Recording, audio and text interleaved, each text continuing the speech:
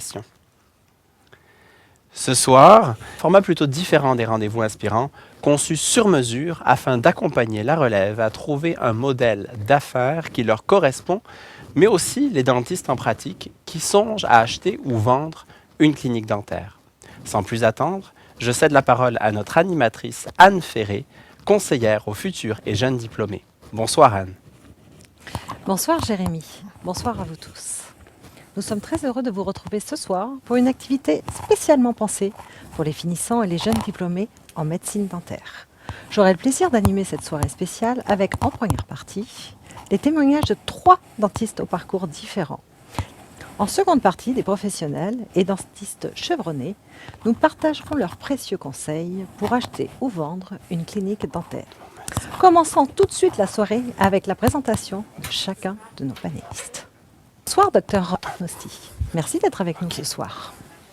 Je t'écoute. En 2019, vous achetez la clinique dentaire Anne Sasson à Charlesbourg, qui deviendra la clinique Blanc, les dents. Vous pratiquez comme dentiste, solo avec 3 hygiénistes, et vous offrez des services dans chacune des disciplines dentaires. Merci d'être avec nous. Bonsoir, Dr Mathieu Laramé. Votre diplôme en médecine dentaire en 2016. Et par la suite, vous avez complété votre formation par une spécialisation en orthodontie à l'U2M. Aussitôt diplômé, vous avez fait l'achat du cabinet d'orthodontie de votre enfance, le centre orthodontique Saint-Bruno sur la rive sud de Montréal. Vous êtes l'orthodontiste propriétaire depuis 2020. Merci d'être avec nous. Ça me fait plaisir. Bonsoir à tous. Bonsoir, Dr Jean-Michel Massé. Enchanté, c'est un plaisir. Moi aussi. Vous êtes diplômé de l'Université de Montréal depuis 2014, tout comme notre docteur Nosti. Oui, même promotion. Benoît était mon président. Ah. En 2017, vous complétez votre formation avec un programme chirurgical et prothétique en implantologie. C'est une formation continue, exact. En formation continue à l'Institut canadien d'implantologie. Dès votre graduation en 2014, vous joignez l'équipe du docteur Danny Robert à Joliette. Exact. Aujourd'hui, vous êtes propriétaire de cette même clinique avec un copropriétaire, 2 autres dentistes et pour un total de 27 employés. Exact. Bienvenue. Merci beaucoup. Je saute tout de suite dans mes questions pour nos 3 chers panélistes. Première question. Pourquoi souhaitiez-vous être propriétaire, premièrement, et pourquoi si vite après votre graduation? Qui se lance? Tout le monde me regarde, hein? Grosso modo, après quelques années de dentisterie à pourcentage, on remarque rapidement un petit peu qu'est-ce qu'on aime de nos environnements de travail. Puis, on dirait que, personnellement, je trouvais que rien de parfait, mais je pouvais soutirer des points positifs à chaque endroit, puis d'avoir sa propre clinique, puis notamment pour moi, comme dentiste propriétaire solo, pas avoir d'autres... de ne pas avoir d'autres associés, ça me permettait vraiment de décider la façon dont laquelle j'allais pratiquer, en anglais, j'allais être un peu comme le shot caller. C'est moi qui allais vraiment là, dire c'est quoi les règles, puis comme ça. Puis pour moi, ça vaut tout l'or du monde, malgré un petit peu les défis d'être propriétaire. Mais c'était vraiment ça mon défi, là, puis ce qui m'a mené à vouloir relever le défi. Merci beaucoup. C'est un peu la même histoire. Moi, j'ai choisi la dentisterie, la médecine dentaire, parce que je savais que je voulais être mon propre patron. C'était dans mon choix de carrière, il fallait une profession où est-ce que je pouvais travailler au privé, entre guillemets, choisir mon environnement de travail. J'avais fait des stages d'observation en médecine, puis c'était le point négatif souvent, là, c'était que l'environnement de travail, les chirurgiens ne contrôlaient pas nécessairement les infirmières, leur temps opératoire, pas le temps, mais le moment où on pouvait opérer. La bureaucratie du système de la santé semblait lourd pour beaucoup de médecins, puis c'était ça qui m'a vraiment fait choisir la dentisterie, c'était la possibilité de pouvoir travailler vraiment à être mon propre patron. Puis la vie m'a amené à être propriétaire plutôt rapidement, là, un an après avoir travaillé à pourcentage. Mais c'est un peu comme Dr Arnassi, comme Benoît, c'était de pouvoir contrôler mon environnement de travail, choisir quelle technologie acheter, choisir avec qui j'allais travailler, mon assistante. Ce choix-là, pour moi, ça valait tout l'or du monde aussi. Ouais. Moi, j'apporterais peut-être une petite distinction, étant donné que je suis orthodontiste. Les traitements sont sur une très longue durée, donc le fait d'être propriétaire et ne pas travailler pour quelqu'un et partager des patients est un aspect qui est non négligeable parce que ça l'assure, disons, la continuité d'un plan de traitement que je suis responsable. Alors ça, c'est la particularité technique. Mais en ce qui a trait, là, vraiment, le concept d'être propriétaire et se lancer rapidement, bien, je voulais le faire dès la sortie de ma graduation je désirais être propriétaire, alors pourquoi attendre à 1 an, 2 ans, 3 ans avant de me lancer à pieds joints, dans ce grand défi où le défi est de bâtir une pratique qui est fidèle à mes valeurs et exactement à mes propres croyances et philosophies de pratique. Donc je comprends que tous les trois, vous aviez quasiment, en finissant vos études, que vous alliez être propriétaire tout de suite en sortant. Ou en tous les cas, que vous alliez... Moi, dans c'était cette direction-là. c'était Vous n'allez certain. pas attendre 10 ans pour acheter votre clinique. Exactement. Pour vous donner un aperçu, Oui. moi, j'ai gradué en 2020 et 18 mois avant la fin de ma graduation, j'avais entrepris les démarches pour faire l'acquisition du centre orthodontique à Saint-Bruno. Donc, c'est un travail de longue haleine. Mhm. Et mettez-vous à la place de l'orthodontiste que j'ai acheté. J'aime pas utiliser ce terme-là, mais... alors, pendant 40 ans, l'orthodontiste a bâti sa réputation, sa pratique, et du jour au lendemain, un petit jeune arrive, « Hey, je veux prendre ta place. » Alors, c'est un travail de longue haleine. Il y a des démarches qui sont longues, dispendieuses, certes, mais c'est beaucoup d'énergie, donc il faut être certain d'être prêt pour le défi. Tout à fait. Et quels étaient les avantages que vous avez trouvés en ouvrant, pas en ouvrant, en achetant aussi rapidement après votre graduation une clinique? Et je dirais les inconvénients qui vont aussi avec. De mon côté, j'avais tenté de faire ma première acquisition en 2016, 2 ans après. Puis j'ai frappé certains murs au départ parce que c'était une tentative qui était infructueuse. Dans le fond, je n'ai pas été financé pour l'acquisition de la clinique. Puis pourquoi? Parce que c'était un projet où est-ce que du jour au lendemain, c'était une dentiste qui voulait venir faire une spécialité. Puis pour des banquiers, pour du monde comme ça, qui nous financent, ben, ils vont se dire justement, est-ce que c'est quoi la productivité? Qu'est-ce que le jeune peut apporter? Parce qu'au début, quand on commence, on ne connaît pas quel chiffre on peut produire ou quoi que ce soit. Puis on ne réalise pas que c'est important quand on ajoute une clinique qui, à chaque année, doit continuer un certain rythme de facturation. Puis on se rend compte que quand même, c'est des chiffres qu'on n'a pas en débutant. Donc, c'est certain que quand quelqu'un va arriver, qu'il veut partir tout de suite, en 1 an ou 2 ans en sortant de l'école, c'est difficile d'avoir une certaine crédibilité d'un point de vue financier pour aller gérer ça.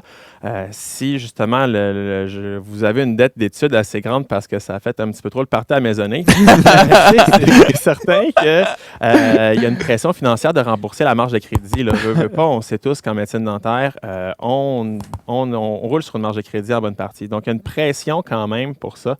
Puis, c'est ça. Dans mon cas, ça a été même l'acquisition de 2019 que j'ai faite. Ça a été une acquisition d'un dentiste, aucunement une transition. Fait que du jour au lendemain, assez blessé, devenu invalide, j'ai acheté. Donc ça, c'est des difficultés un petit peu qu'on peut voir. Fait que c'est clair que c'est beaucoup de stress quand même quand on commence. Puis je vous dirais que si quelqu'un veut le faire en début de carrière, puis voudrait partir à zéro, c'est certain que en ville où est-ce qu'il y a beaucoup de dentistes autour ou quoi que ce soit, partir sans aucune banque de patients, c'est pas si évident que ça. Alors que peut-être plus de chance en région ou quoi que ce soit, où est-ce que si l'offre de service est moins volumineuse, ça peut faire une différence. Mais tu sais, je suis sûr, il n'y a pas juste des points négatifs. Encore là, tout ce qu'on a voulu avoir, ce qu'on a dit comme nos désirs d'être propriétaire, de pouvoir décider de notre milieu de travail, c'est très motivant, mais c'est quand même, c'est pas si simple que ça. Au terme de mon expérience, je serais plutôt à dire que d'avoir un recul, là, de minimum 3 ans à peu près, là, surtout si on veut être en pratique solo, comme je suis. J'ai pas de dentiste senior avec moi. Si j'ai un pépin, une dent de sagesse que je suis pas capable d'enlever, il faut pas que ça arrive. Il faut quand même faire ça. Fait que des fois, un peu faire ses classes en début de pratique, c'est quand même important, surtout dans le cas d'une pratique solo là, en général. Je sais que Jean-Michel, lui, avait quelqu'un de ferré, là, Dr Robert, avec lui qui travaillait. C'était un bon mentor pour lui en début Moi, de carrière. c'est un parcours un peu différent du vote parce que j'ai commencé à pourcentage dans une clinique en sachant dès que dès que je suis rentré dans cette clinique-là, qu'il y avait une possibilité pour moi d'éventuellement m'associer. Fait que c'est arrivé plus rapidement que je pensais, après 1 an, mais j'ai commencé en achetant 33 %, puis ensuite en achetant dans le fond, j'ai gradué en 2014. En 2015, j'ai acheté 33 %. En 2018, 50 % pour enfin changer d'associé. Mais ce que ça m'a permis de faire, c'est de ne pas avoir 100 % des responsabilités du jour au lendemain. C'est-à-dire que c'était peut-être un côté négatif. Je ne recommanderais pas nécessairement à quelqu'un d'acheter 33 %. Si c'était à refaire, j'achèterais personnellement 50 % du jour au lendemain Pour être parce que j'aurais un mot à dire. Là, la difficulté, c'était que j'avais une dette associée à ça, mais je n'avais pas nécessairement le contrôle sur les décisions. Ça crée beaucoup de frustration à l'interne où j'aurais aimé ça faire des choses différemment. J'étais propriétaire, mais pas majoritaire. Donc, c'était ça qui était le ou pas plus... égalitaire. Exactement. C'était plus difficile pour moi. Mais au final, ça m'a rassuré. En fait, c'est ça. Je suis dans la même clinique. Ça m'a rassuré de pouvoir évoluer comme ça puis de faire mes classes, si on veut, là, tranquillement. Puis vous avez évolué quand même rapidement. Je veux dire, le 30 % à 50 %. Exact. C'était Au final, ça a pris à peu près 5 Ouais. ans environ. Là. Ouais. Ça a été, mais je suis content de... J'avais une bonne équipe. Moi, c'est l'équipe qui fait toute la différence là, à la clinique. C'est une clinique un peu plus grosse, mais c'est ça. C'est un beau parcours. Ouais. Ouais, pour faire le parallèle avec Jean-Michel, moi, je suis propriétaire à 100% dès le premier jour. Et qu'est-ce que ça m'a permis? On entend souvent dans les livres de gestion que dans les 100 premiers jours d'un mandat d'un président ou d'un gestionnaire, c'est là qu'il doit faire les plus grands changements, les changements majeurs. S'il ne les réalise pas dans les 100 premiers jours, bien, les chances qu'il les fasse sont beaucoup moins grandes. Donc, je voulais, dès le premier jour, bâtir la pratique à ma convenance. Je vous donne un exemple. Avoir des dossiers numériques. J'y tenais mordicus au jour 1. Donc, en étant propriétaire unique, ben, j'avais la possibilité de le faire. Donc, ça, c'est un gros avantage. Puis, pour les inconvénients, bien, il y en a de nombreux. Il faut beaucoup de courage pour ouvrir une pratique de zéro. Parce qu'il y a beaucoup d'incertitudes. Autant du marché, il faut bien connaître le marché. Alors, c'est des questions qu'il faut se poser et surtout être très bien entouré. Quand je parle d'avoir un bon entourage, c'est des bons conseillers de confiance. On parle de comptables, d'avocats, fiscalistes, qui sont possiblement, là, si vous êtes d'accord avec moi, les trois personnes qui forment votre équipe. Partir une clinique de zéro, là, c'est un risque. Honnêtement.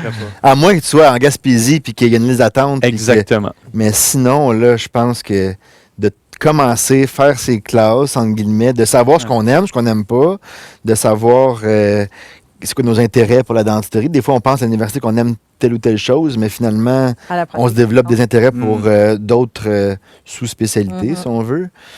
Puis de savoir ce qu'on aime, pour moi, ça, avant de se lancer en affaires, mais surtout le fait que quand tu es à pourcentage, quand tu es dentiste invité, une certaine liberté, tandis que quand tu es propriétaire, on est attaché. Là. Puis c'est des placements, c'est des investissements qui sont pas liquides. Là. On est vraiment pris. Donc, on ne peut pas revendre du jour au lendemain. Là. Quand on se l'engage dans un endroit, il faut être certain qu'on aime la place. Il y a plusieurs... Toi, tu savais que tu voulais travailler à Saint-Bruno en partant. Je voulais être à Saint-Bruno. Ah oui? Ouais, c'est ma ville d'enfance. C'était non négociable. C'était là que j'allais pratiquer. C'était établi dès le départ. Je voulais juste revenir sur quelque chose aussi, c'est que quand vous avez repris la clinique, vous avez racheté la clinique, l'orthodontiste qui était en place est resté. Exactement. Et donc ça aussi, ça peut être une bonne chose de se dire, parce que je vois que docteur, c'est compliqué parce qu'il n'y avait personne, il s'est retrouvé tout seul. Et vous aviez... Oui, la spécialité est un petit peu différente avec la dentisterie générale, où les référents sont très importants. C'est eux qui nous transfèrent les patients, qui nous recommandent les patients. Donc ça, c'est une particularité de l'orthodontie. Donc si l'orthodontiste retraité, entre guillemets, fait le bon partage et la bonne transition avec les référents, bien, la business va être conservée. Ça, c'est important. Et un autre petit volet technique, mais le transfert des patients, je n'y tenais pas. Les patients que je commence les traitements, je veux les terminer. Et c'est la même chose pour l'orthodontiste retraité qui termine ses cas actifs. Donc, la transition, elle est très harmonieuse et tout le monde, à son compte, est heureux dans cette situation-là. Alors, Est-ce que vous auriez quelques questions comme ça que les futurs acheteurs, on pourrait dire dentistes ou spécialistes en dentaire, devraient avoir en tête avant de se dire je vais devenir propriétaire? Parce que des fois, on se fait aussi une idée de propriétaire, je vais avoir mes propres horaires, je vais faire comme je veux, je vais ci, ça. Mais il y a plein de choses qui viennent avec. Et puis, en fin de compte, c'était pas exactement ça qu'on voulait. Être propriétaire, on le devient. Puis on se dit, c'était pas sûr, j'aurais peut-être préféré être à pourcentage. Est-ce que vous trouvez qu'avant de se lancer dans cette grande aventure, il y a des questions qu'on doit se poser pour se dire, oui, ça va vraiment me correspondre ou pas? Moi, je dirais, êtes-vous prêt à ne pas décrocher?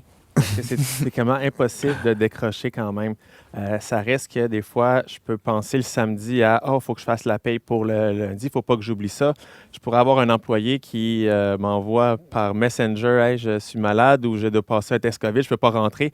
Fait qu'on est toujours un petit peu sur le qui-vive. Si c'est quelqu'un qui se dit « Moi, je veux faire du 8 à 5 », puis après ça, vraiment terminer, puis mettre ça vraiment, ma journée, dans un petit coffret, fermer la porte, puis arriver avec ma blonde, bien, c'est un peu plus difficile parce qu'effectivement, il y a tout le temps un petit quelque chose. On dirait que c'est une roue sans fin quand même avec tout ça. Donc, il y a vraiment cette petite partie-là. C'est si quelqu'un veut un peu la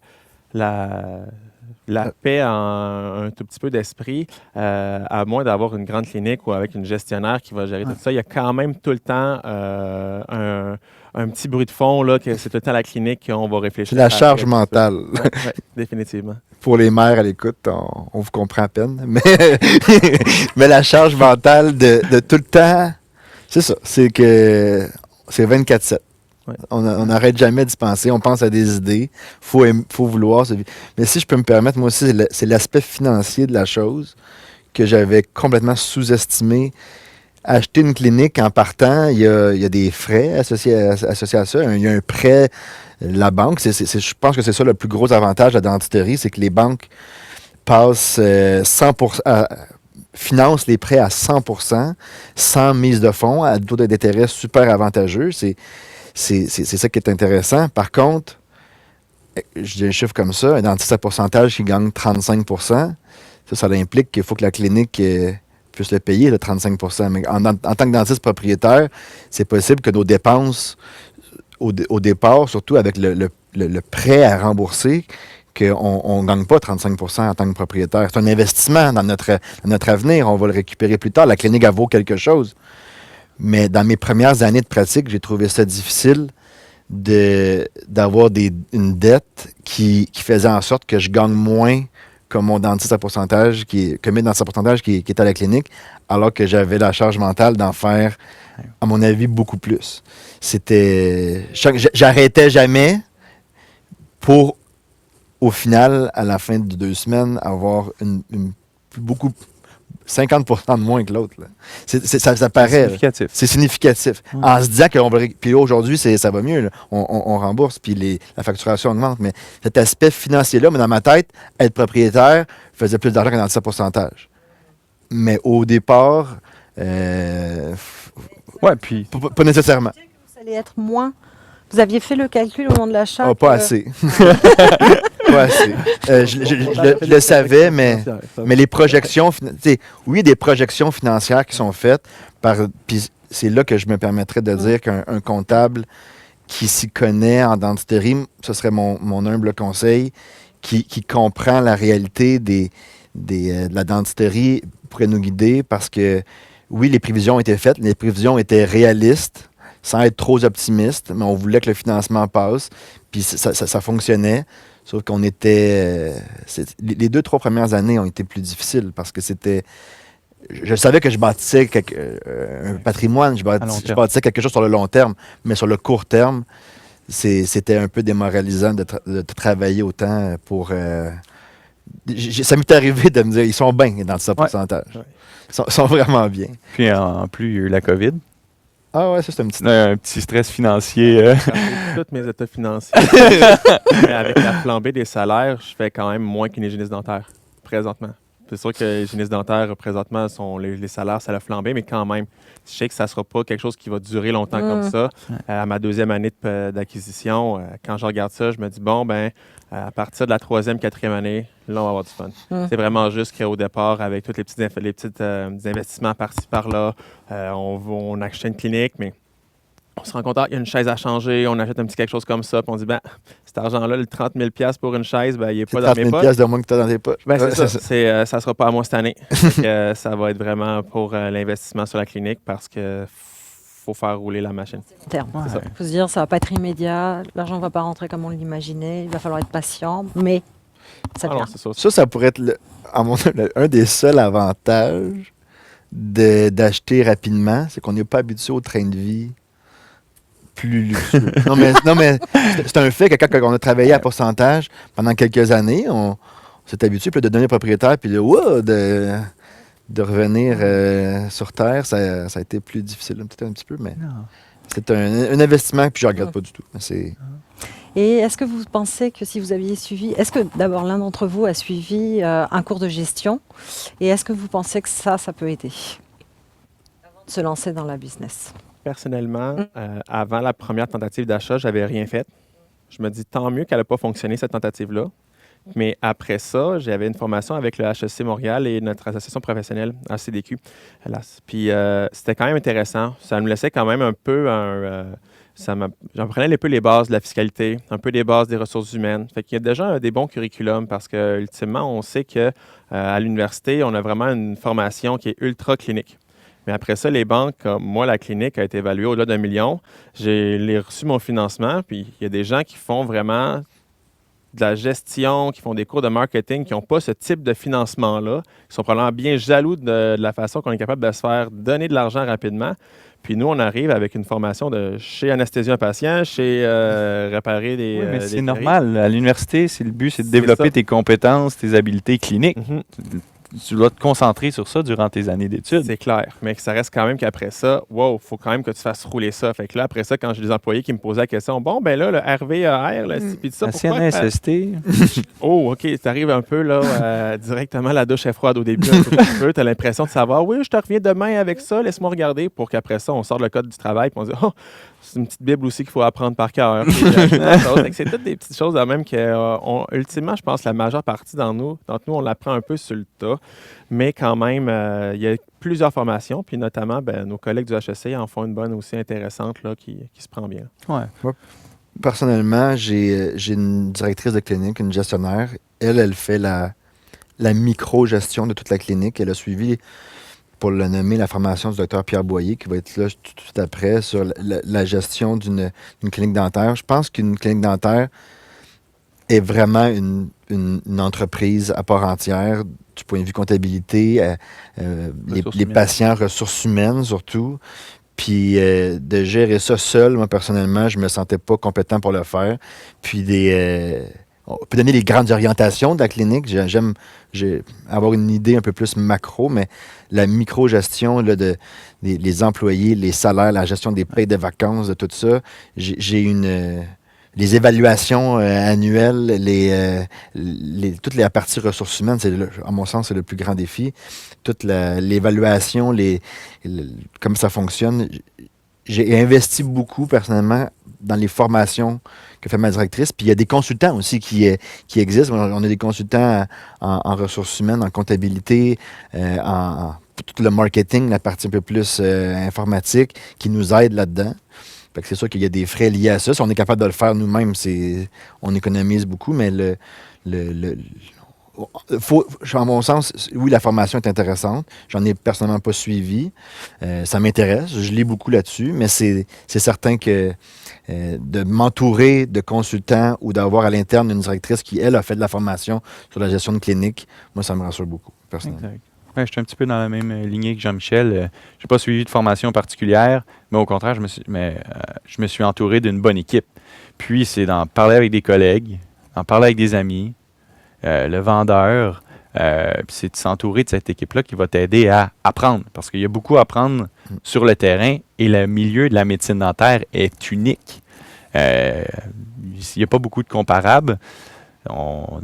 Et l'objectif, après tout, c'est d'offrir un service de qualité. Donc, les différents chapeaux que l'on a à porter, il faut les choisir, mais il faut savoir bien s'entourer aussi pour avoir les réponses aux bonnes questions. Donc, il y a des soirs que j'appelais Jean-Michel, puis je posais des questions. Jean-Mi, comment tu gérais cette situation-là? Ça l'arrive, c'est comme ça qu'on évolue en tant que patron et propriétaire.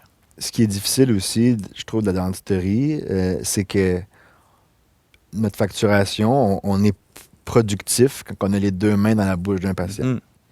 Fait que toute la partie gestion, ben, on a deux choix. Soit qu'on le fait en dehors de nos heures cliniques régulières, C'est ce que je fais. c'est ce qu'on fait tous, ou bien on délègue, ou bien on diminue nos heures cliniques pour faire cette gestion-là, mais alors là, il y a un coût de renonciation qui est énorme. Fait que c'est de trouver cet équilibre-là qui est plus difficile au début. À un moment donné, on se rend compte que ça fait beaucoup en dehors. Fait que là, on diminue un peu de je vais commencer à 11 h, je vais faire un peu de gestion de 9 h à 11 h. Puis là, finalement, on se rend compte que c'est de la facturation que tu n'as pas. Tu es peut-être mieux de déléguer. Tu sais, c'est cet équilibre-là qu'il faut trouver. Puis surtout quand on a un nouveau-né à la maison. Ah, les selles. T'es caches bien. Merci à vous trois infiniment. Je vous propose de nous tourner vers nos participants afin de répondre aux questions soumises via notre mode de questions-réponses. Jérémy.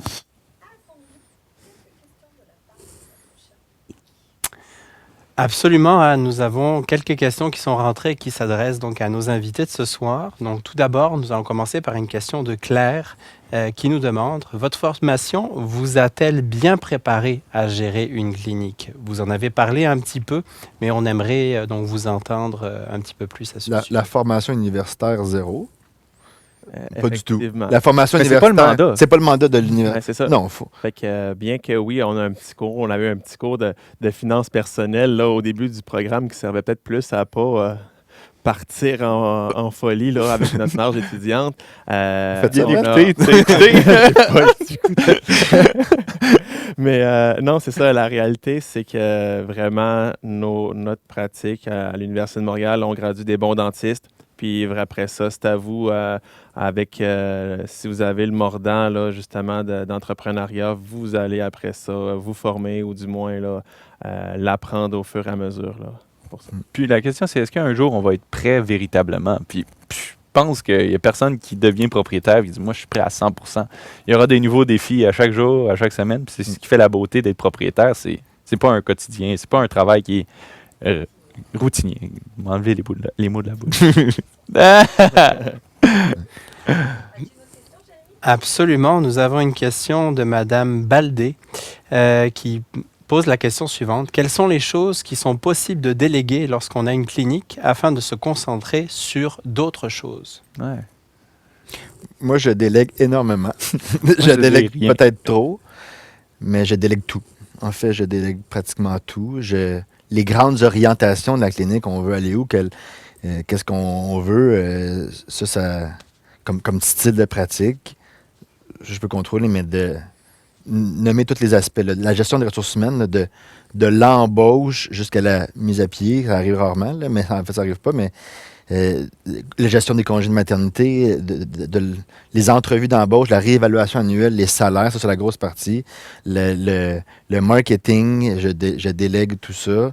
Oui, je dois approuver, là, mais faites-moi 2-3 propositions, puis je délègue beaucoup. Je délègue peut-être trop, mais ça me permet de me concentrer. Tout est possible d'être délégué si on a quelqu'un de confiance. J'ai la chance d'avoir quelqu'un de confiance qui est une employée, mais qui a la clinique à cœur comme si comme si elle était propriétaire. Ça vaut une paix d'esprit, ça vaut une fortune pour moi. Mais c'est la limite, c'est qu'est-ce que vous souhaitez déléguer, puis tout est délégable. Si vous souhaitez pratiquement travailler comme un dentiste à pourcentage, c'est possible si vous investissez dans la gestion pour que quelqu'un d'autre le fasse. À partir de là, si vous préférez garder le contrôle, je fais pas les payes, je fais pas, je délègue vraiment tout, mais quelqu'un qui vous dirait, gars, je veux contrôler, je veux rentrer mes factures, je délègue tout ça, mais c'est possible de se dire, gars, moi je préfère garder ça, mais déléguer une autre partie. Mais techniquement, je pense que c'est la limite, c'est vous qui allez la mettre. Ouais. Puis personnellement, je trouvais que c'est quand même important qu'un dentiste propriétaire sache comment faire rouler sa clinique. Exact. Ouais. Fait que personnellement, faire les payes, c'est déjà fait. Embauche, entrevue d'embauche, ça a déjà été fait. Fait qu'il faut quand même, je crois, que d'être moins connaissant de l'avoir déjà fait. On ne sait jamais, avec le contexte actuel, à quel moment qu'on peut perdre un employé. La difficulté, des fois, de recruter. Donc, si vous perdez votre secrétaire du jour au lendemain puis que vous devez en former une autre, puis c'est pas tant Savoir possible, comment si vous ne facturer. connaissez pas ça, Ben, c'est spécial, là. Durant la COVID, durant les urgences, on pouvait juste prendre les urgences extrêmes un peu, puis apprendre à faire la stérilisation dans ma clinique. J'avais aucune idée. Il fallait que j'ai fait un FaceTime avec les employés, dire hey, comment que ça fonctionne là-dessus. Puis sérieusement, J'avoue que j'ai aucune idée comment stériliser. C'est ça, savez-vous? Puis la réalité, c'est que le monde, des fois, ne le savent pas. Ouais. Puis justement, puis c'est quand même spécial de dire, ben moi, je voulais quand même être maître chez moi en premier avant de dire, bon, ben si je suis capable de le faire, je vais être capable de le montrer aussi à quelqu'un. Puis après ça, là, je vais pouvoir aussi... Mais Benoît, tu as une petite clinique aussi, comparativement à Jean-Michel, c'est pas la même échelle aussi. Solo, 2-3 hygiénistes, une assistante. Fait qu'effectivement, dans une petite pratique où est-ce qu'on autour de la table, on est 6, c'est pas la même game. Là, c'est plus facile aussi. Moi, rapidement, là, si je peux répondre à la question, je délègue la comptabilité par une personne de confiance, c'est mon père. Puis, il fait la comptabilité avec, pour ne pas le nommer, là, QuickBook, qui est très friendly user. Alors, c'est facile d'utiliser. Je pense que tous les dentistes pourraient être en mesure de le faire. J'ai une coordonnatrice de clinique qui s'occupe des commandes, de faire la relation avec les fournisseurs. Mais sinon, tout le reste, je prends les décisions et je m'en occupe directement. Là. À réparer la chaise quand il y a un problème, à rédiger les lettres d'augmentation de salaire pour les employés, je le fais tout seul. Ça a un avantage. Vous pouviez le déléguer, vous le feriez ou pas? Non, je ne le ferai pas. Ah, voilà, Non. c'est toute la question là. Ça me tient à cœur. J'ai une journée consacrée à ça par semaine et j'en profite pleinement pour réaliser ces tâches administratives-là qui font en sorte que je garde le contrôle et je démontre aussi un excellent exemple aux employés que la business me tient à cœur. Merci beaucoup. Ouais, ça fait plaisir. Jérémy, une autre Mais je question? pense qu'on irait avec une dernière question qui vient tout juste de rentrer de la part de Laetitia, qui nous demande comment avez-vous choisi les professionnels experts pour bien vous accompagner dans cette étape? Puis je trouve que ça fait une belle transition Ouais, avec vraiment. la Ouais, deuxième excellente partie. Moi, c'est des références. Des références que je m'étais fait référer. En fait, le premier contact que j'ai eu personnellement, c'était mon avocat fiscaliste qui après ça m'a mis en contact avec un comptable, après ça qui m'a mis en contact en gestion des ressources humaines. C'était un peu comme pour moi mon avocat là-dedans qui m'a aidé à faire les contrats, tout ça. Ça a été mon pilier qui m'a permis de me guider là-dedans. Mais c'est une référence. Là. C'est de demander à des dentistes propriétaires avec qui ils font affaire, à quel point ils sont satisfaits, facile d'accès, exactement, bouche-oreille. Mais ça m'a permis de trouver je ne veux pas donner trop de noms non plus, mais c'est... C'est ce que j'ai fait avec Jean-Michel. J'ai appelé Jean-Michel. J'ai appelé des amis. Écrivez-moi. Puis dans le domaine dentaire, il y a peu d'experts aussi. Ouais. Les experts, ils sont très bons. Donc, tout avantage à s'associer avec des personnes qui transigent dans le milieu dentaire de manière quotidienne. Exact. Ouais. C'est ça, effectivement. Au fur et à mesure que notre carrière en médecine dentaire avance d'étudiant jusqu'à finissant, on commence déjà à se créer un cercle de professionnels puis de gens dans le domaine qui savent quand même bien nous épauler là-dedans. La réalité, c'est que le domaine est petit, les bons coups et les mauvais coups se savent. Puis, en général, après ça, c'est souvent les mêmes noms qui vont revenir. Déjà, dans nos prochains conférenciers, il y a déjà 2 personnes qui font de l'évaluation de clinique qui ont très bonne réputation au courant de la province, que souvent, c'est les 2 évaluations que je vois que si tu veux de quoi de crédible, c'est par eux autres. Je fais mon pitch de vente. Mais en général, c'est quand même ça qui arrive. Fait que des fois, il y a plusieurs, quand le monde va commencer avec qui tu as fait affaire, quoi que ce soit. Parce qu'ils vont te c'est souvent référer les mêmes 4, 5, 6 noms qui vont arriver selon la région. C'est de les rencontrer. Oui, c'est ça. Les rencontrer. Puis, en général... Parce que le fit et la confiance. Ouais, exact. Merci beaucoup, messieurs. Le temps file. Alors, je vais directement sauter sur cette dernière question avant de conclure. Quel serait votre meilleur conseil que vous donneriez aux futurs ou aux jeunes diplômés de médecine dentaire? Je vais prendre la parole. Je lui ai dit que j'allais poser cette question. Exact. Laisse le temps d'y réfléchir. Moi, je vous dirais, mon conseil, c'est de ne pas négliger l'importance du contrat, que ce soit d'achat, vente d'actifs ou d'actions, de ne pas négliger chacune des phrases et de bien les comprendre. Si vous ne les comprenez pas, posez des questions. C'est ce contrat-là qui va dicter la transition avec le dentiste que vous achetez ou que vous associez.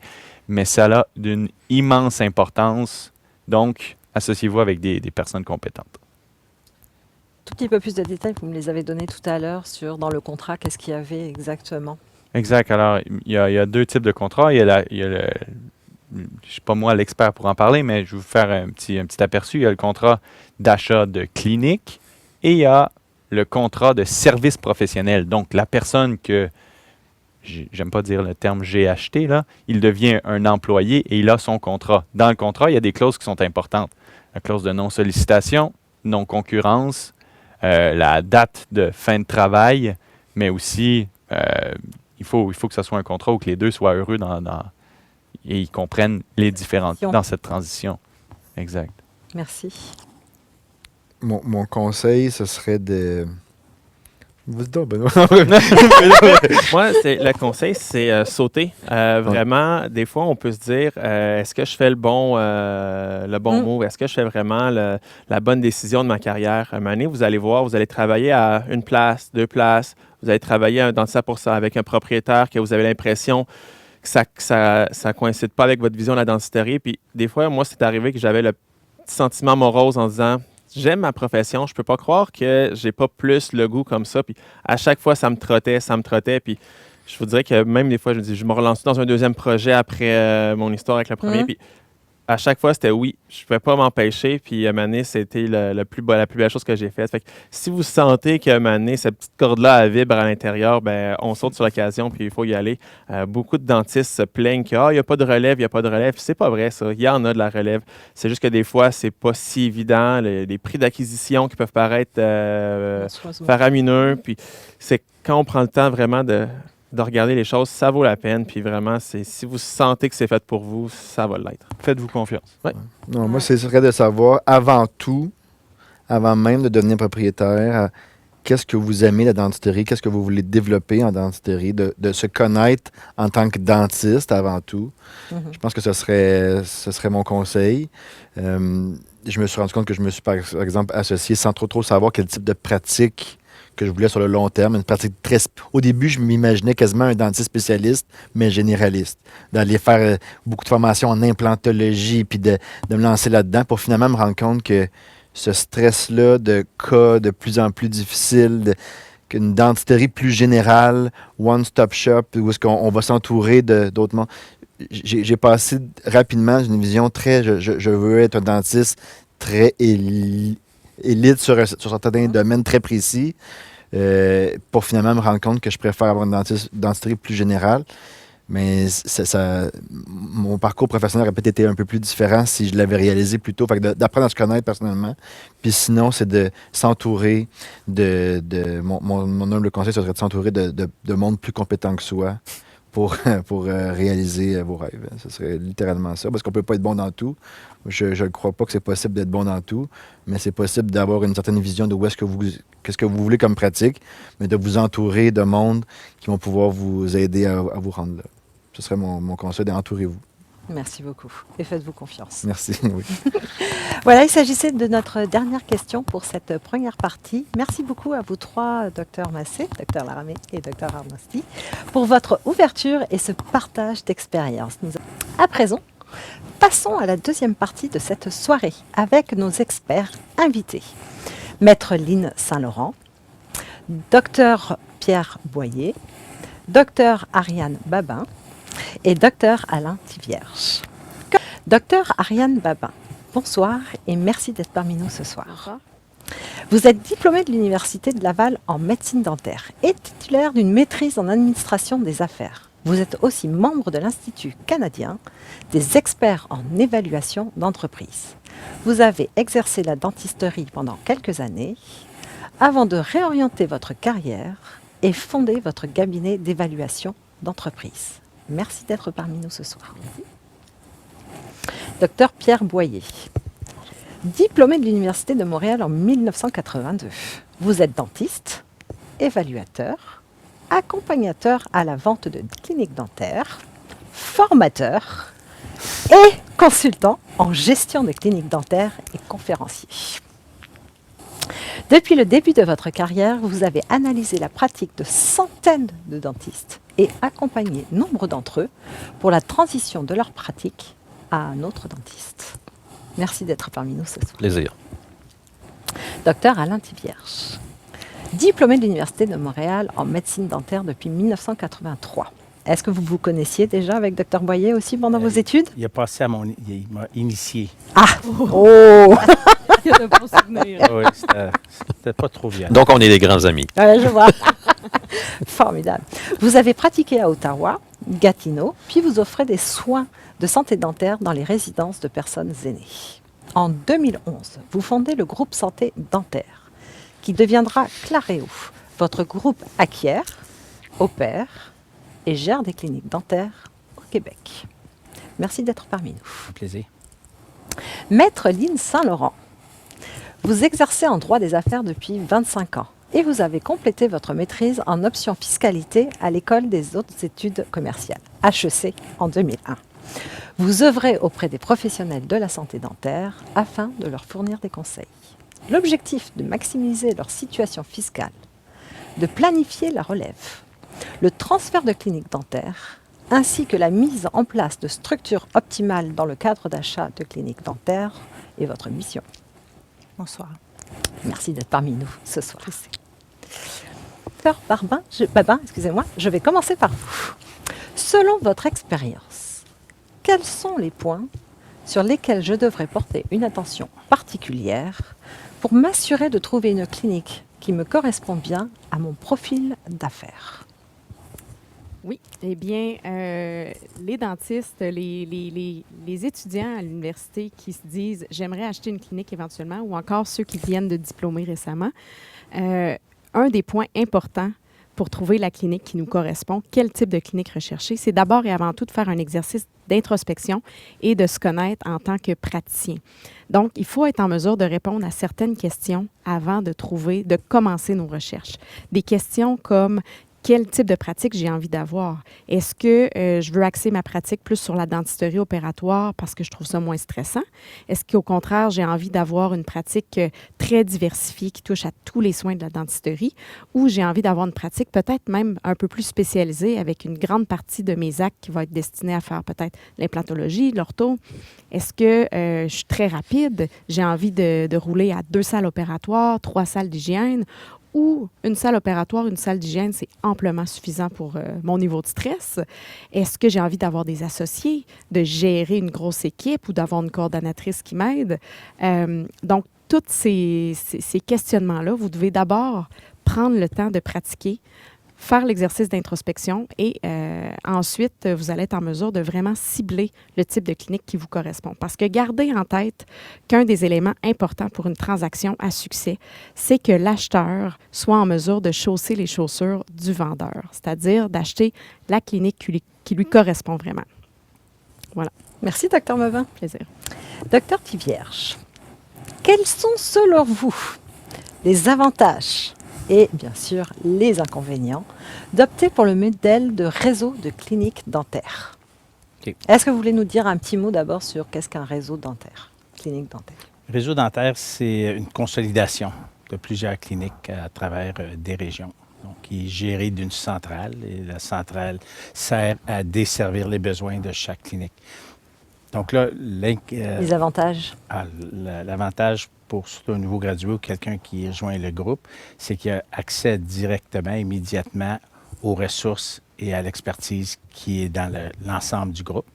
Donc, si le dentiste veut enligner dans une position ou une autre, bien, on peut l'accompagner, l'amener à ce niveau-là. Il y a aussi toute la prise en charge de la gestion, que ce soit les ressources humaines, les opérations, les finances, les fournitures. Le dentiste peut rester à sa tâche de faire de la dentisterie et les équipes de support se soignent du reste. Donc ça l'amène à une meilleure balance travail-famille. Donc lorsqu'ils terminent leur journée et ils déposent leur instrument, ils vont à la maison. Ça vient de finir, pas de gestion, pas de comptabilité. Ils reviennent le lundi ou quand est-ce qu'ils travaillent, ils reprennent la charge. L'inconvénient, bien, c'est ce que je viens de nommer. Donc, pour quelqu'un qui, à 4 heures du matin, dit « Ah, moi, demain matin, je change ça dans la clinique », bien, il a accès à des ressources et à de l'expertise. Donc, son idée va être entendue, mais est-ce que ça va être appliqué le lendemain? Non. C'est que si un côté entrepreneur qui dit, moi, je veux la gérer de ma manière, c'est pas pour rien qu'on a un succès, c'est parce qu'on balance et on balise les idées pour qu'elles soient optimales pour chaque région, chaque particularité des cliniques. C'est peut-être ça l'inconvénient, mais pour nous, c'est minime comparé aux avantages. Merci. Merci, docteur. J'ai posé la question à mon précédent panel, mais j'aimerais beaucoup vous entendre aussi là-dessus, docteur Boyer, sur cette question en particulier. Qu'un cours de gestion pourrait faire toute la différence pour gérer sa clinique? Oh mon Dieu, c'est dommage qu'on n'ait que 2 minutes pour répondre. Oui, je sais. En fait, Dr Tivierge vient un peu d'aborder la chose en parlant du côté entrepreneur. Effectivement, si un dentiste a un intérêt pour l'entrepreneurship, oui, avoir une certaine formation en gestion, c'est une bonne idée. Le problème, par exemple, c'est que je ne pense pas que ça devrait être le dentiste qui gère sa clinique. La dentisterie est trop compliquée aujourd'hui. Il y a beaucoup de choses qui se sont ajoutées dans la palette de soins qu'un dentiste doit faire. Et la gestion, c'est compliqué avec les années. Donc, je pense qu'aujourd'hui, gérer complètement et faire toute la dentisterie, c'est trop gros pour mettre dans la même tête. Et un entrepreneur dentiste devrait garder une certaine partie de la gestion, mais il devrait déléguer la majorité de la gestion, surtout la gestion quotidienne, à une ou un gestionnaire de clinique. On forme les dentistes pour faire de la dentisterie, pas pour gérer une clinique.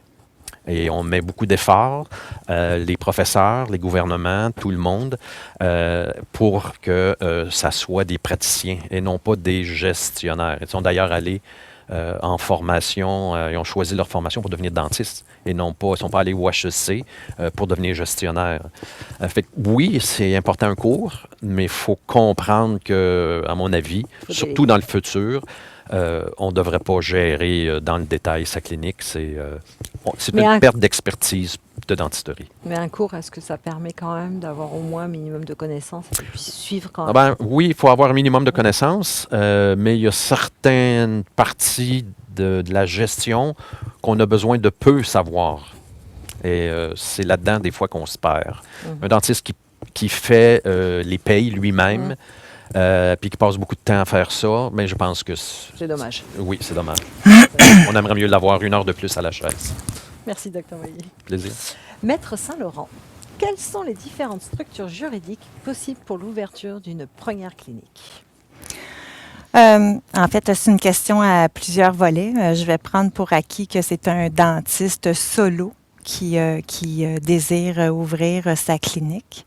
Parce que si c'était 2 dentistes, c'est sûr qu'on conseillerait à ce moment-là d'avoir chacun une société de gestion pour maximiser au niveau fiscal, pour être capable de verser des dividendes libres d'impôts plus tard.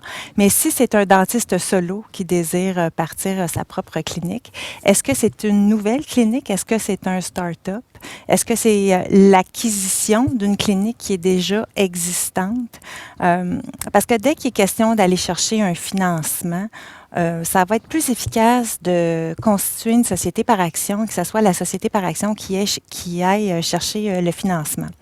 Pour être capable de rembourser le financement à même les sommes à l'intérieur de la société par action. Donc, déjà ça, je vous dirais que c'est un minimum. Maintenant, quand on part une nouvelle clinique, c'est de se constituer en société par action parce que même si c'est un start-up, il faut aller acheter de l'équipement. Et le coût de l'équipement, on va vouloir se faire financer. Et si c'est une acquisition de clinique aussi, on va vouloir se financer. Donc, au minimum, ça va prendre une société par action. Ensuite de ça, disons qu'on désire pendant les prochaines années se concentrer sur rembourser le financement et puis qu'on ne prévoit pas qu'il va y avoir beaucoup de liquidités à court terme. C'est peut-être pas nécessaire de constituer immédiatement une société une société de gestion. ou une fiducie familiale. Mais si c'est une plus grosse clinique qu'on prévoit être en mesure d'avoir des liquidités et qu'on prévoit le prix de la clinique est quand même assez important. Dans certaines situations, ça va vraiment valoir la peine de prévoir maintenant la constitution d'une société de gestion ou peut-être aussi avec une fiducie familiale pour être capable d'aller chercher d'autres exonérations pour gain en capital. Donc, c'est vraiment du cas par cas. J'aimerais pouvoir vous dire une recette qui s'applique à toutes les situations, mais malheureusement, je pense que je vous ai donné un petit peu une idée, là, mais il faut regarder dans quelle est la situation personnelle au dentiste. Merci, Maître Saint-Laurent. Alors, on vient de voir les premières peut-être étapes, ou en tout cas une structure clinique pour une première clinique.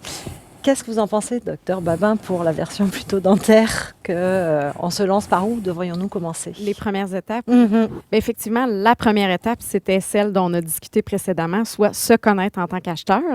Maintenant qu'on a répondu à cette question-là, personnellement, il faut trouver la bonne clinique. Donc, au Québec, il n'existe pas de registre où on peut retrouver toute la liste des cliniques à vendre. On va avoir des gens qui vont faire affaire avec des courtiers. Donc, on va avoir des courtiers qui affichent des listes de cliniques à vendre. Mais au-delà de ça, elles ne seront pas toutes là. Donc, je dirais qu'une des premières étapes serait peut-être de trouver une personne de confiance avec qui on va pouvoir en discuter. Ça peut être justement un courtier, un représentant, un comptable qui est spécialisé dans le dentaire, pour qui il y a une grande clientèle de dentistes, qui pourrait peut-être nous guider à trouver l'acheteur potentiel qui va répondre à nos critères de recherche. Et ensuite, si on va un petit peu plus loin dans les étapes préliminaires, quand on rencontre un vendeur, ça ne veut pas dire que ça va nécessairement fonctionner, la transaction. Mais la première étape, ça va être de signer une entente de confidentialité avant d'avoir accès à de l'information confidentielle du vendeur. Donc, ce n'est pas une étape qui est obligatoire, mais c'est une étape qui est fortement recommandée. Et puis, suite à ça, vous allez vous faire donner des documents financiers, des documents qui ont rapport à tous les éléments de la clinique, le rapport d'évaluation. Donc, mon conseil, ce serait entourez-vous de personnes qui connaissent le dentaire. Donc, une équipe qui va bien pouvoir vous conseiller, comptable, avocat, pour vraiment bien vous diriger dans la transaction. Merci. Plaisir. Quelles sont les étapes générales pour valider son intégration dans un réseau de cliniques? Et je reprends d'une des parties du docteur Babin. Exactement. On doit vérifier en premier lieu quelles sont vraiment les attentes du vendeur ou de l'acheteur. Et puis, la première chose qu'on doit valider, si on a une relation entre le réseau et l'acheteur, parce que cette relation va continuer, va augmenter à travers les années qu'on va travailler ensemble dans le réseau. Deuxièmement, il faut voir la capacité du personnage de la clinique. Est-ce qu'il y a la place pour croissance? Est-ce qu'elle veut une croissance? Est-ce qu'elle veut s'impliquer au niveau des technologies, des ressources qu'on peut leur offrir? Encore là, impliquer avec les autres cliniques, voire au niveau d'un échange d'idées, d'interdisciplinarité. Et puis aussi voir quel est leur temps d'exécution. Est-ce qu'il va rester 1 an, 3 ans, 5 ans? C'est très important. 1 an, c'est très court. Pour pouvoir partager son expérience, parce que surtout si on parle des ceux qui intègrent, qui ont un âge plus avancé comme le mien, mais il y a beaucoup d'expérience qu'on veut utiliser pour faire du mentoring avec les plus jeunes qui rentrent. C'est que si on a 3 ans, 5 ans, bien, on peut appliquer ce temps-là aux autres cliniques, et ça permet aussi aux dentistes qui va faire une transition, de faire une belle transition élégante et bien sortir de sa clinique après 30-35 ans de pratique avec ses patients. Et je pense que la troisième prise, c'était la meilleure. Oui. Ah non, je le dis. Alors. Merci beaucoup, docteur Thivierge.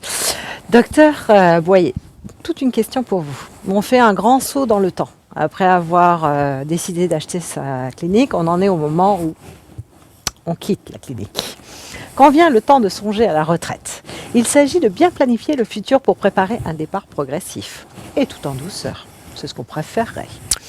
Combien de temps à l'avance devrait-on se préparer avant de vendre sa clinique?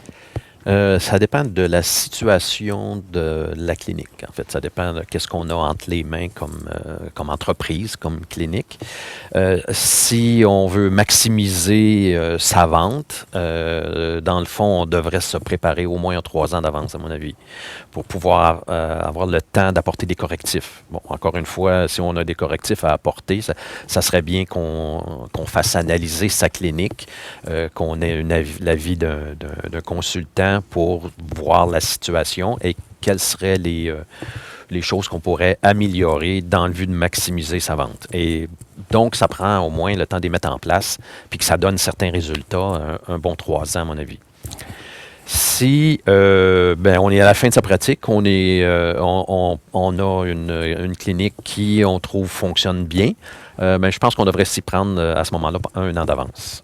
Donc, le temps qu'on décide, des fois, je vais vendre, puis le temps de téléphoner à une personne qui va pouvoir nous accompagner, il y a beaucoup de temps qui se passe. Là. C'est une décision pour beaucoup de dentistes qui est difficile à prendre. Donc, on sait qu'il faut décrocher le téléphone, mais entre le moment où on sait qu'il faut le décrocher et qu'on le décroche, des fois, il y a beaucoup de temps.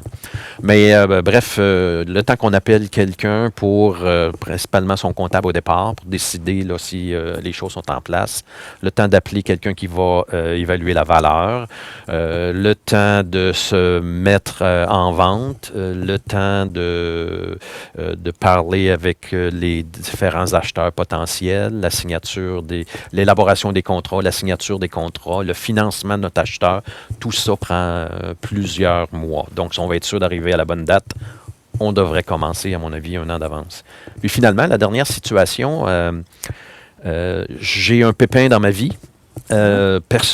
Personnellement ou les gens de mon entourage, et je vais être obligé dans les mois, années qui suivent de beaucoup diminuer ma clinique. Si encore une fois on veut maximiser sa vente, il faut faire ça le plus rapidement possible. Parce que ce que j'ai entre les mains, c'est ça qui a le plus de poids par rapport à ce que ça a déjà été. Là. Beaucoup de dentistes disent « Oui, mais ma clinique a déjà été beaucoup plus performante, ma clinique a déjà été beaucoup mieux organisée. » Oui, mais c'est pas ça qu'on vend, là. Non, on vend ce que tu veux. Oui, c'est ça, exactement. Donc, quand on a un pépin et qu'on doit se départir de sa clinique, c'est les histoires les plus tristes, là. J'imagine. De temps en temps, là, on a des dentistes qui sont pris dans cette situation-là. C'est le plus rapidement possible. Et là, c'est juste le après.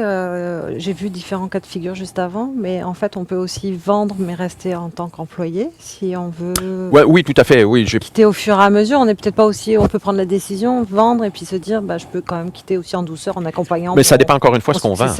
Ça dépend encore une fois ce qu'on vend et à qui on vend. Si je veux intégrer un réseau, comme Dr Tivierge vient de l'expliquer, effectivement, le réseau va être intéressé à me garder. Et habituellement, quand je fais ce type de transition-là, c'est que j'en ai marre de la gestion. Et donc, je veux finir ma pratique en ne faisant que de la dentisterie.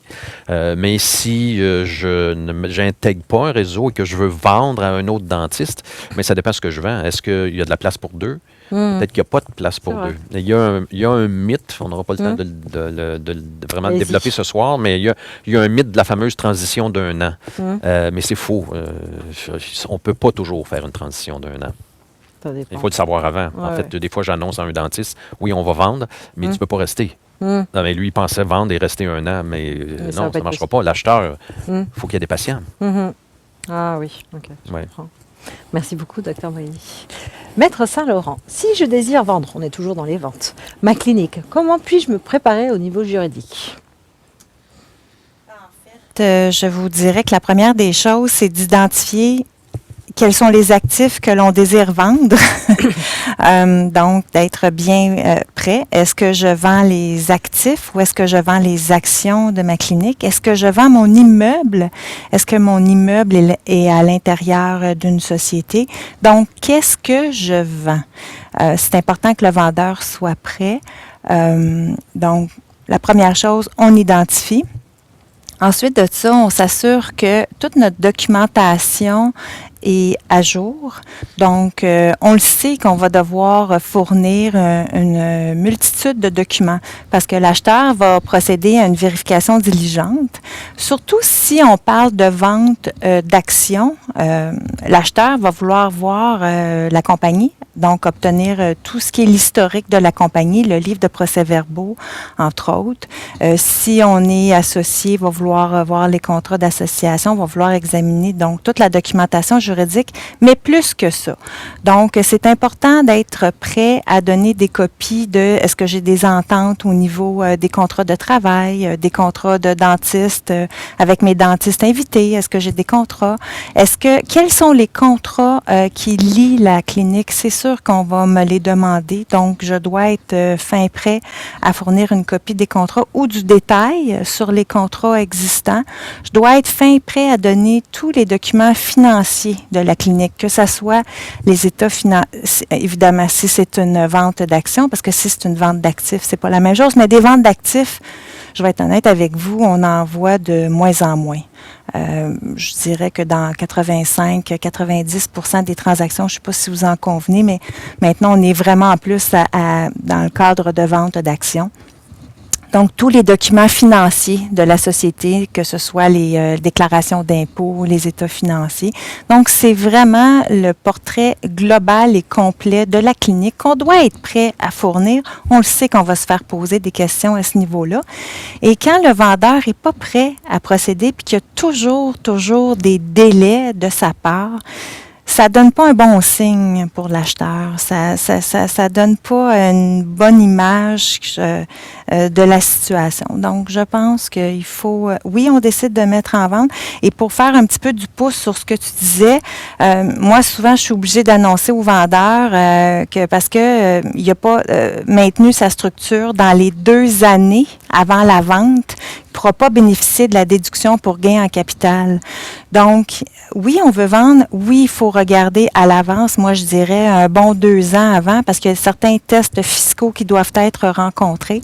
Donc, oui, vous voulez vendre. Oui, vous voulez donner des copies de vos minutes, de vos états financiers, mais assurez-vous d'être fin et prêt et d'avoir fait l'exercice au moins 2 ans avant la vente, si possible. Merci, Maître Saint-Laurent. Je me tourne maintenant vers Jérémy, qui a des questions de notre cher public à vous poser. Jérémy, as-tu des questions? Oui, absolument, hein. Donc, nous avons quelques questions. La première s'adresse au docteur Thivierge. La question provient de Thomas, qui nous demande, dans le cadre de l'intégration d'un réseau, existe-t-il des quotas de production?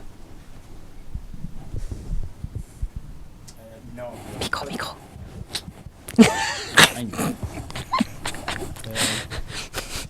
Je vais répondre pour chez nous. Chez nous, il n'y a pas de quota de production. C'est aussi simple que ça. Le dentiste fait ce qu'il a à faire, la vitesse qu'il doit le faire. Mais maintenant que cette question-là a été posée, je mettrai à garde les dentistes, surtout les plus jeunes, qui vont travailler dans des réseaux, de bien valider qui est à la tête de ce réseau. Et est-ce que la personne ou l'entité à la tête du réseau a des obligations de rendement envers une autre entité qui pourrait être des actionnaires. Okay? Et ça peut être des actionnaires stationnés hors province, ou ailleurs. Toronto, Vancouver ou même aux US. Et souvent, ce n'est pas décrit. C'est que c'est au dentiste à valider. C'est à qui ce bébite-là? Dans notre cas, il n'y a pas de quota demandé. En fait, ce serait pas moral de faire. Merci, Dr. Thivierge. Merci.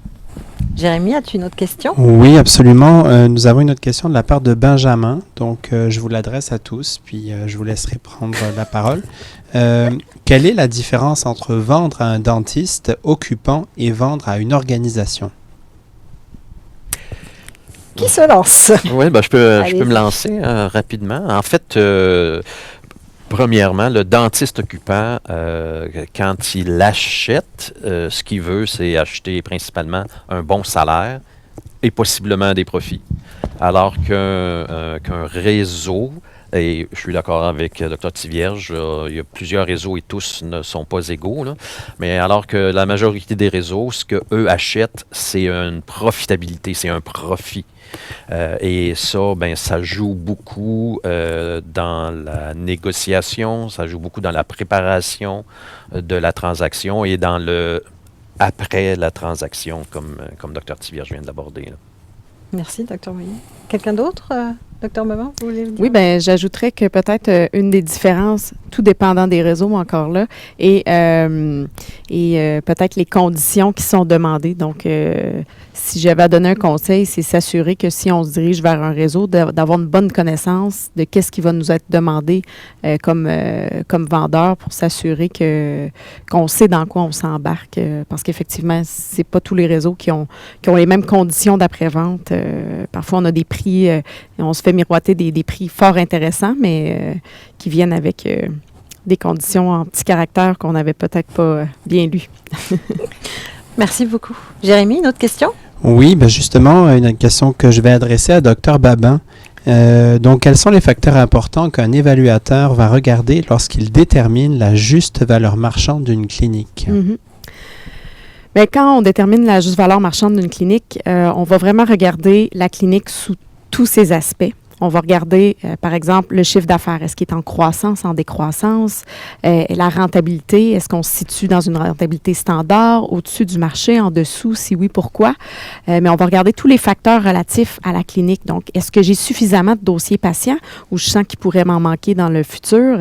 Est-ce que j'ai un nombre de nouveaux patients chaque mois pour compenser pour l'érosion naturelle des dossiers? Est-ce que mon personnel est payé au taux du marché? Est-ce que j'en ai trop? Est-ce qu'il m'en manque du personnel? Mes dentistes invités, même chose. Est-ce qu'ils ont signé des contrats? Est-ce que leur rémunération est au taux du marché? Mon bail, est-ce que mes clauses sont adéquates? Est-ce qu'il est signé pour 10 ans, puis finalement, il n'est pas avantageux? Donc, c'est vraiment de faire un tour global de tous les éléments de la clinique qui pourraient nous aider à propulser la croissance de la clinique ou qui pourrait nous mettre des bâtons dans les roues en tant que futur acheteur. Merci, Dr. Babin. Jérémy? Merci beaucoup. Donc, j'ai une question maintenant peut-être pour Maître Saint-Laurent.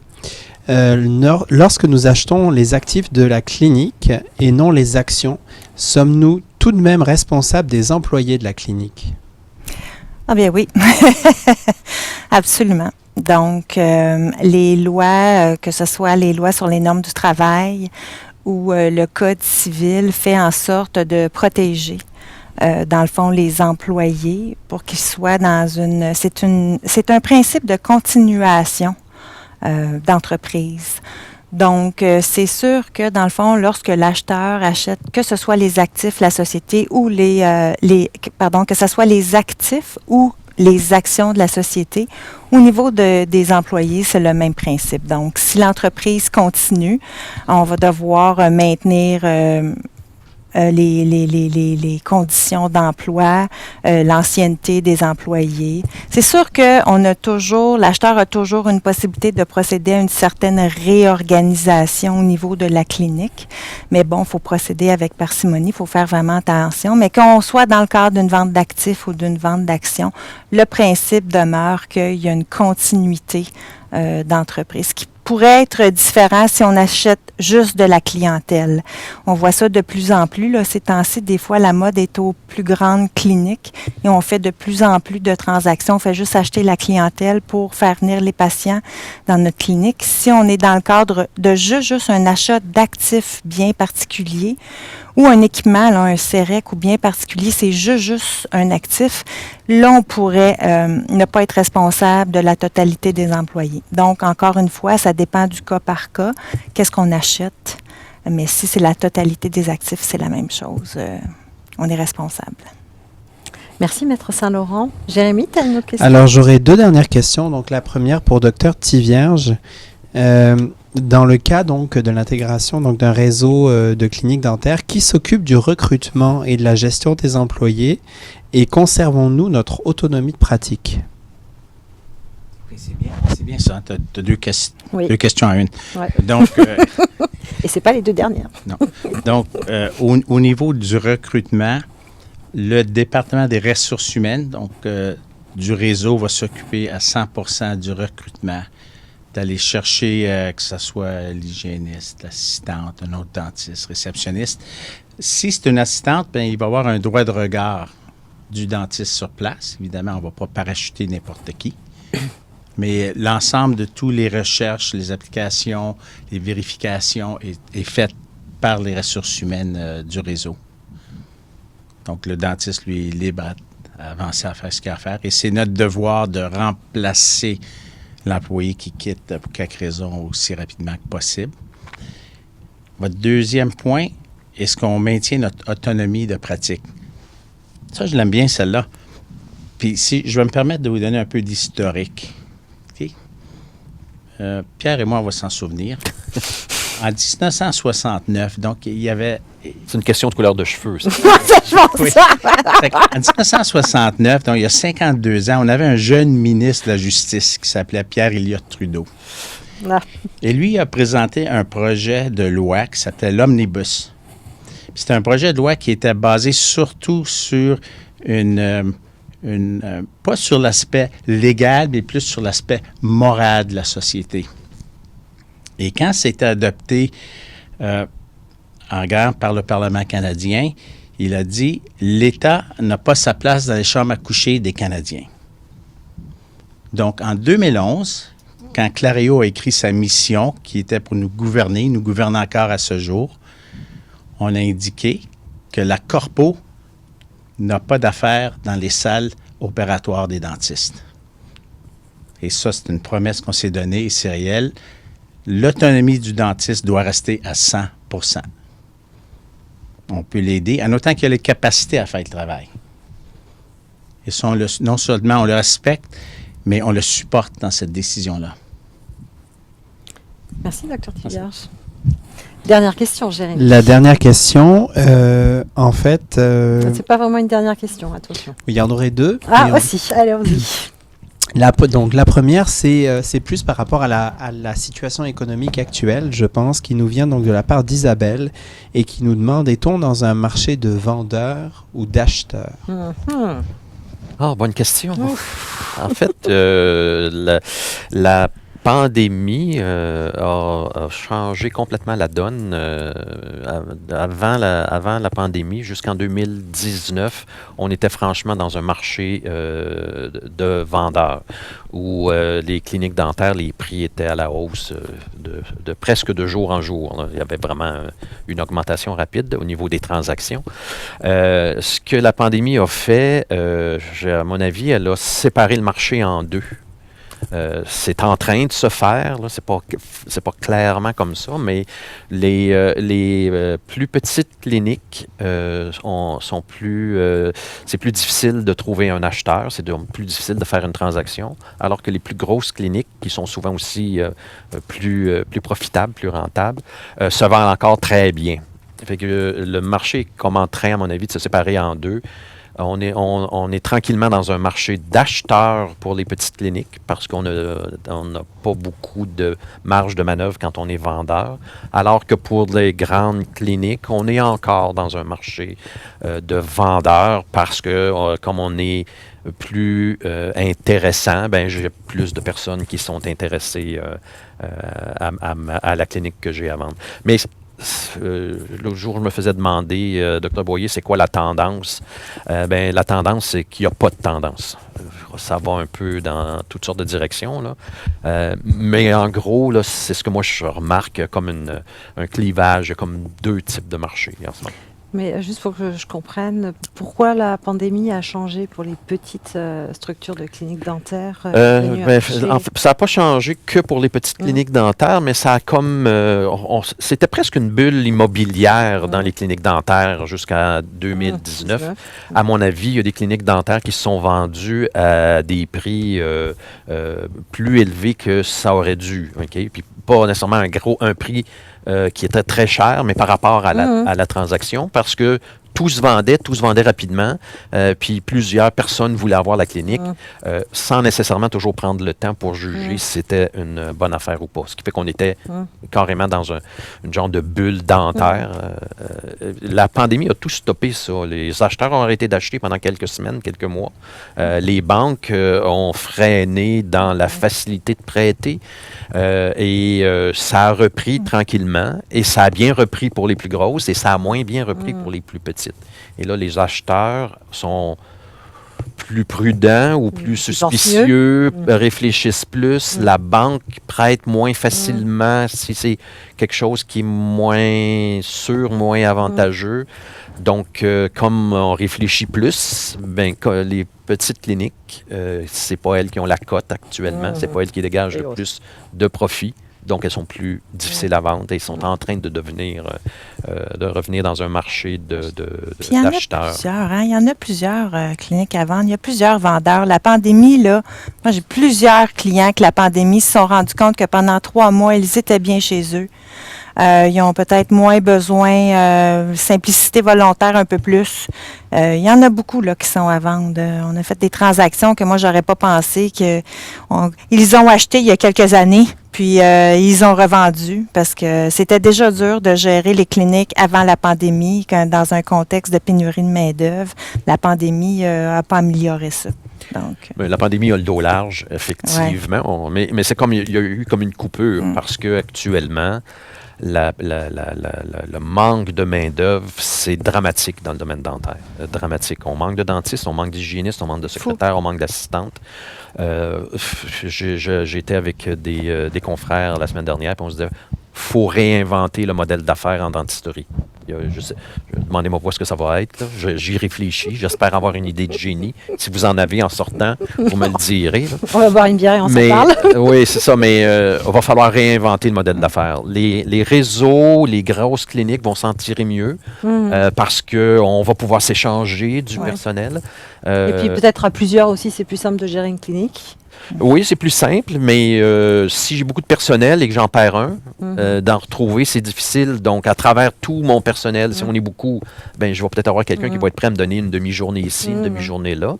Mais si j'ai une petite organisation et que je perds un employé, je perds peut-être 25% de mes ressources humaines. Là. Et je ne peux pas nécessairement mettre quelqu'un à sa place. Et c'est ça qui fait que les plus petites ont moins la cote aussi en ce moment. La pénurie de personnel. La pandémie a été comme un point tournant, mais qui a ouvert les yeux sur un paquet de situations. Puis on a vu aussi un changement de comportement. Oui. C'est non seulement au niveau de la clientèle, mais au niveau des professionnels. Comme Lynn a dit, qui ont dit peut-être que je me tapais le nez sur le mur un peu trop souvent, puis la gestion, j'en veux plus. Mais j'adore la dentisterie. Puis j'ajouterais aussi qu'il y a un certain engouement pour l'achat des cliniques. Donc, justement, l'émergence de plusieurs petits réseaux, petits groupes. Il y a beaucoup de dentistes qui ont de la curiosité par rapport à ça, ce qu'on ne voyait pas avant la pandémie. Donc, ça aussi, ça amène le phénomène d'achat vers les plus grosses cliniques parce que c'est le modèle type plus recherché. Donc, c'est un autre facteur qui vient contribuer à ce clivage-là que j'ai remarqué aussi. J'abonde dans ce sens. Mais encore une fois, je vais revenir avec les cheveux blancs, mais parce que tu es le seul qui va probablement s'en souvenir. Mais il y a quelques années, il y a un groupe de cliniques qui a voulu démarrer qui s'appelait Trident. Et Trident, ça n'a jamais vraiment démarré parce que c'était le principe des réseaux d'aujourd'hui. Sauf qu'à l'époque, tous les dentistes voulaient être propriétaires et voulaient démarrer leur clinique. Fait que ça n'a jamais levé. On avait 2 principes qui ne fonctionnaient pas. Un réseau avec des gens qui voulaient être propriétaires. Aujourd'hui, les grosses cliniques, comme Dr Babin vient de parler, ou les réseaux, comme Dr Tivierge nous explique, bien, on a 2 philosophies qui vont bien parce que on a de plus en plus de dentistes finissants qui ne veulent pas être propriétaires. Donc, on a 2 philosophies qui vont ensemble, d'où le développement des groupes, d'où le développement des plus grosses cliniques. C'est pour ça que ça fonctionne aujourd'hui. Merci beaucoup à vous 4. Avant qu'on conclue, parce que le temps a filé et j'ai quand même une dernière question à vous poser, comme j'ai posé la même question à mon panel précédent, j'aimerais vous demander quel serait votre meilleur conseil que vous donneriez aux jeunes, futurs diplômés et aux diplômés tout court de manière générale. Un conseil. Docteur Bobin, je commence par vous. Oui, j'ai eu la chance cette année de rencontrer plusieurs futurs diplômés, autant de l'Université Laval que de l'Université de Montréal. Et j'ai été surprise de voir que, malgré ce qu'on entend, qu'il y a de moins en moins de futurs diplômés qui sont intéressés à acheter, qui ont la fibre entrepreneuriale, j'ai rencontré plusieurs étudiants qui m'ont dit vouloir acheter des cliniques et être inquiets dans le marché actuel, vraiment avoir la fibre entrepreneuriale bien développée. Donc, mon conseil, ce serait soyez patient. Quand on a la fibre entrepreneuriale, je sais ce que c'est, on a le goût d'aller vite, on a le goût de sauter des étapes, mais soyez patient. Revenez à mes conseils de base précédents, d'apprendre à vous connaître, d'avoir ce moment d'introspection-là. Permettez-vous ça, puis ensuite, foncez. Est-ce que j'en profite, je pose quand même une petite question. Oui. Est-ce que le moment d'introspection, c'est mieux si on a eu quelques années de pratique? Définitivement. Effectivement, c'est en mettant la main à la pâte qu'on va être capable de savoir. La main à la dent? Mais bon. Le doigt sur la dent. Qu'on va être capable de vraiment savoir qu'est-ce qu'on aime faire. Qu'est-ce qui nous stresse, qu'est-ce qui nous donne de l'adrénaline, puis qu'on en redemande. Faut mettre le doigt à la dent. Merci beaucoup, Docteur Lefebvre. Docteur Tivierge? C'est que notre profession est au centre d'une évolution marquante, d'une profonde transition qui touche maintenant tous les secteurs de la dentisterie. C'est un moment unique et déterminant de notre histoire. C'est un moment où tout est possible. Donc, cette nouvelle identité ou définition de ce que nous sommes est propulsée par vous, vous qui avez gradué, vous qui venez de graduer et vous qui allez graduer. C'est une identité qui se veut créative, audacieuse et surtout qui a confiance en elle-même. Un peu ce que tu viens de dire. Il faut avoir confiance en ce qu'on veut faire. C'est un honneur pour moi d'y être avec vous. Donc, merci. Merci, Docteur Tivierge. Merci beaucoup. Docteur Boyer, vous avez aussi un petit mot? Oui, tout à fait. En fait, je vais aussi rebondir mais sur le mot de Dr Tivierge. Effectivement, le monde dentaire est en profonde transformation, comme jamais auparavant. C'est tout à fait vrai. On est dans les derniers en Amérique, au Québec, à y goûter. On est le village gaulois en Amérique. Donc, pour toutes sortes de raisons, principalement la langue, on est les derniers touchés par ce phénomène. Effectivement, probablement qu'on va réagir différemment par rapport au restant des gens. Face à tout ça, ma recommandation aux finissants, mais en fait pas juste aux finissants, à tous les dentistes, là, ayez des conseillers qui connaissent le domaine dentaire.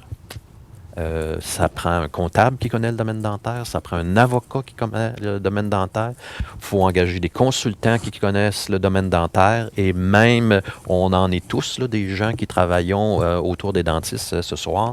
Même nous, parfois c'est difficile de suivre tous ces changements-là là, qui ont lieu. Donc, à plus forte raison, un conseiller qui ne connaît pas le domaine dentaire, en ce moment, peut être complètement largué. Donc, je répète, choisissez des conseillers qui connaissent le domaine dentaire. Vous rebondissez exactement sur ce qu'ont dit les trois panélistes, nos trois petits jeunes diplômés, juste avant en disant que c'était important en effet d'être entouré de conseillers qui connaissent le domaine dentaire. Oui, entre les grands moments de décision dans notre carrière, on trouve parfois que des gens spécialisés nous coûtent cher. Mais des fois, ça va nous coûter cher pendant les grands moments de notre vie professionnelle si on n'a pas des conseillers qui connaissent le dentaire. Merci, Dr Boyer. Tu viens de brûler mon poche! 1000 pardons. C'est exactement ça. 1000 pardons. Non, mais en fait, c'est parce que des fois, quand on veut économiser quelques milliers de dollars au début, puis écoutez, le beau-frère de l'oncle, du voisin est avocat, puis mon cousin est comptable, puis j'ai mon oncle qui est planificateur financier. Je veux dire, moi, ces gens-là me font vivre hebdomadairement. J'ai des gens qui viennent me consulter parce que certains documents ont été rédigés, mis en place par des gens qui connaissaient pas le milieu. Donc, Moi, ce que je trouve aberrant là-dedans, c'est que votre cabinet dentaire va être possiblement un de vos actifs le plus précieux dans votre patrimoine. Je pense que c'est important d'y considérer respect et attention. Et puis, ben c'est ça. Donc, vous nous faites vivre les avocats parce que si un bail qui est mal rédigé, croyez-moi que ça peut vous coûter cher pendant 15-20 ans après. L'achat de la clinique, la même chose. Donc, moi aussi, c'était ça, mon punch. Être entouré de bonnes personnes spécialisées dans votre domaine. Exact. Merci beaucoup. Ceci conclut notre soirée. Merci, Dr Babin. Merci, Dr Tivierge. Merci, Dr Boyer. Et merci, Maître Saint-Laurent, d'avoir été parmi nous ce soir et d'avoir partagé aussi votre expérience et puis votre connaissance de ce domaine-là. J'espère que vous avez passé une bonne soirée. Très agréable. Merci. Je remercie aussi l'ensemble de mes invités et des participants. Je remercie le groupe de couverture d'événements de l'Université de Montréal à la Technique ce soir et surtout, je dis un grand merci à mon collègue Jérémy Desportes qui a organisé cette soirée. Finalement, merci à notre partenaire d'affinité TD Assurance qui nous aide à soutenir les activités du réseau et à vous tous pour votre participation. Je vous souhaite à tous une très bonne soirée. Merci à vous et à très bientôt. Au revoir.